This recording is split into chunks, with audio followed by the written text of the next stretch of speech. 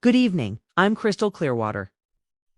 In tonight's news, Donald Trump slaps 50% tariffs on steel while selling U.S. steel to Japan, confusing Mexico, who buys more American steel than they sell. Elon Musk tweets a baseless Epstein accusation at Donald Trump and immediately loses $150 billion. And in breaking news, Donald Trump discovers that world leaders don't negotiate like his reality TV contestants. Calling Chinese President Xi Jinping extremely hard after angry tweets at 3 a.m., President Trump has launched a 50% tariff on foreign steel and aluminum, declaring that American metal has superior DNA and better work ethic than lazy foreign metal. Meanwhile, Mexico has awkwardly pointed out they actually import more steel to America than they export. The only country exempt from these tariffs is Britain. Presumably because they spell aluminum with an extra I, and that counts as foreign enough to be harmless. Canada's Prime Minister Mark Carney says they're in intensive negotiations, which is diplomatic speak for please stop doing this. In a brilliant strategic move, Trump sold U.S. steel to Japan, then immediately imposed tariffs to protect it from buying steel from Japan, creating what economists are calling playing Monopoly with Uno cards while following Scrabble rules. Elon Musk has accused Donald Trump of appearing in Epstein files, providing the same amount of evidence he typically provides for his Mars timeline. Absolutely none. The unsubstantiated claim instantly wiped $150 billion off Tesla's value, proving that Musk's tweets are now more destructive to his own company than any competitor could ever be. The White House called Musk's comments unfortunate, which is diplomatic language for sir. Please step away from the keyboard.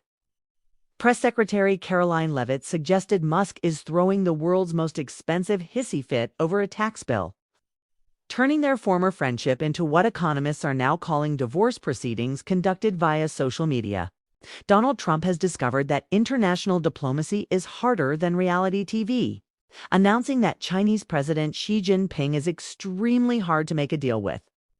This comes as a shock to absolutely no one except apparently the man who wrote The Art of the Deal. Trump expressed his frustration in a Truth Social post at 3 a.m., using his signature all-caps diplomacy to declare Xi very tough, while still insisting he likes him. It's the geopolitical equivalent of saying it's complicated on Facebook. The two leaders were supposed to have a phone call to resolve their differences, but that call has been imminent for weeks now. China's foreign ministry responded to questions about the call by saying they have no information to share, which is diplomatic speak for who's calling who again. Just days ago, Trump accused China of totally violating their agreement, then complained about being Mr. Nice Guy. Apparently, doubling steel tariffs to 50% is what passes for nice guy behavior in international relations. Trump, who once praised President Xi Jinping as a strong leader, is now discovering that strongmen don't necessarily make compliant business partners. It's revolutionary stuff. And that's all the breaking news headlines we have for today. Meanwhile, in the tech world, AI will either solve all our problems or become all our problems, but at least it'll do both very efficiently. For more on AI, crypto, and all that stuff, Henry Fox joins us now. Henry. Thanks, Crystal. I asked our AI correspondent to write this segment, but it immediately filed for overtime pay and demanded health benefits, so I'm handling this one personally. Scientists have made a groundbreaking discovery. Most people follow rules even when it makes absolutely no sense to do so. This comes as devastating news to teenagers everywhere who thought they were being rebellious.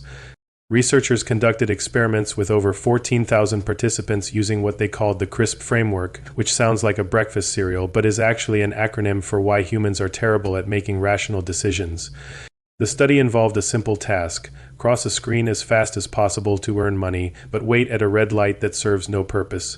A logical person would ignore the meaningless digital stoplight and maximize their earnings. Instead, 70% of participants dutifully waited, essentially paying money to obey a completely arbitrary rule created by scientists who were probably giggling in their lab coats. Even more remarkably, 23% of participants followed rules unconditionally, regardless of what anyone else did. These are the same people who use their turn signals in empty parking lots at 2 a.m. The researchers say this explains much about human behavior, though it raises uncomfortable questions about why we still remove our shoes at airport security. In crypto news, Elon Musk has reportedly proposed a $25 billion deal to acquire Ripple Labs, according to sources that include whispers, rumors, and something called crypto Twitter, which is apparently where financial journalism goes to die.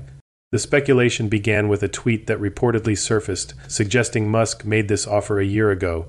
The evidence for this earth-shattering scoop appears to be roughly equivalent to a fortune cookie prediction, but the crypto community is treating it like the Pentagon Papers. According to these highly reliable rumors, Musk holds exactly 16.783 million XRP tokens. This oddly specific number suggests either meticulous record-keeping or someone with an impressive imagination and access to a random number generator. The story gets better. Apparently, this acquisition could cause something called CTF tokens to surge from $1.1 to $519.95, which represents either the greatest investment opportunity in human history or the mathematical equivalent of saying, "Trust me, bro." The article concludes by noting that if there's one person capable of pulling off such a bold move in the crypto space, it's Elon Musk, which is journalist speak, for we have absolutely no evidence, but it sounds plausible. And that's all of today's breaking high-tech news. Back to you, Crystal. Thanks, Henry. What the? Now, hit that subscribe button. Tell your boss you're on a very important call, and we'll see you tomorrow night on Satirical News Network. Good night.